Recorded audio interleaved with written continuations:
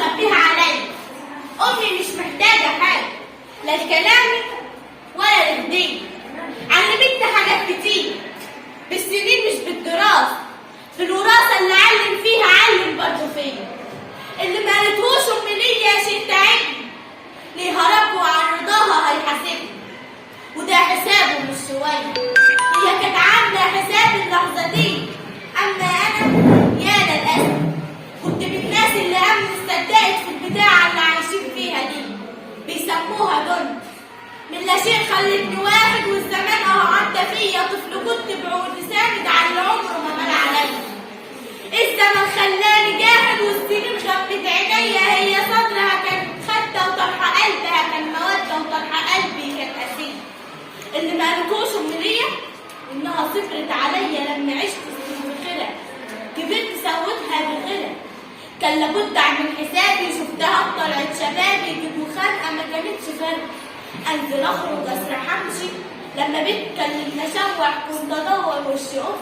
هي ناقصة تقولي كنت فين ريحتك سجاير ولا صليت النهارده. خش نام الساعة 1 شفت حنيتها ضعف، وهي شامية بقلب ودنيا دايرة كاسها فار. كنت بشرب فيها سكت، لما سكت خنقيني يما مش وقتك سيبيني، انتهينا خلاص كبرنا. اتخذت في سكة تانية، زهقت من لعبك معايا. من عينين عجبت خطايا في جنة حوالين الجنين، وخوفها لما الليل يليل. كانت تبص بعين حزينة وكانت تقول لسه برضه في عيني عين. كنت انام عامل حساب بكرة هصحى الاقيها جنة. بكرة انا هطيب خاطرها، بكرة جاب بكرة، بكرة جاب بكرة. وللأسف قلبها راق. امي ما سمعتش مني طول حياتها الا عايز. امي في المطبخ كلامها تاه من تخبيط الاذان.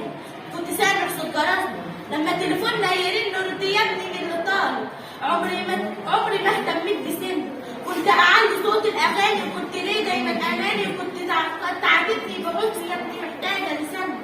بص شوف الشعر شايف، ايوه بيكي كانوا كنت عشت فيه اكل وشاي.